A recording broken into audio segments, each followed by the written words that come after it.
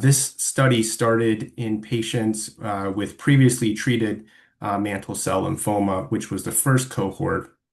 And after proving that the regimen was safe, it expanded to cohort B, which was a 24-patient cohort of treatment-naive patients who were ineligible for autologous stem cell transplant or aggressive therapy, or had TP53 aberrant mantle cell lymphoma, which was defined as a TP53 mutation on next-generation sequencing or overexpression of P53 protein by immunohistochemistry.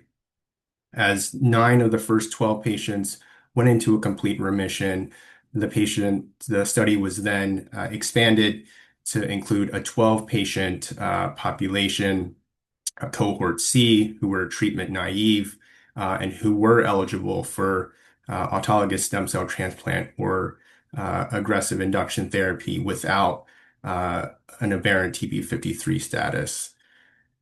So this study showed that there were high remission rates, complete remission rates in all 3 cohorts.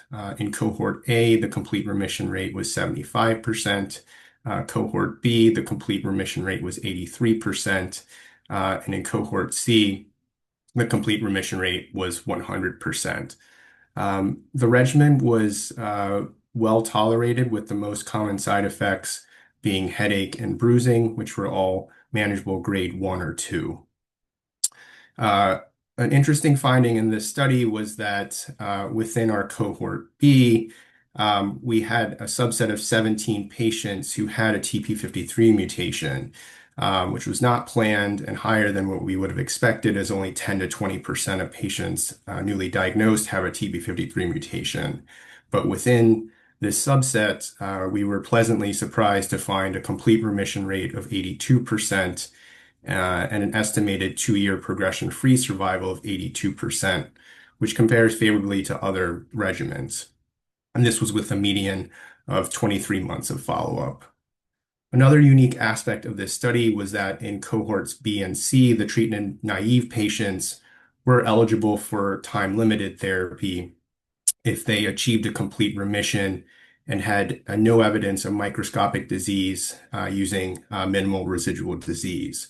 So acalabrutinib and venetoclax were able to be discontinued as early as 10 cycles of therapy, and all patients completed 2 years of maintenance of inotuzumab.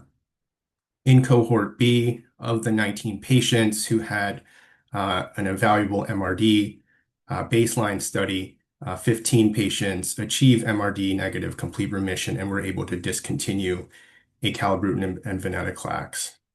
So far, only 1 patient has relapsed after discontinuing therapy. So in summary, this study adds to the current literature in mantle cell lymphoma, supporting the use of triplet chemotherapy-free regimens, especially in patients with a high-risk TP53 mutation. So based on the encouraging results of this study, a 16-patient expansion cohort is now open and enrolling for untreated patients, specifically with a TP53 mutation, which will allow for a robust 33-patient cohort that will be reported in the future.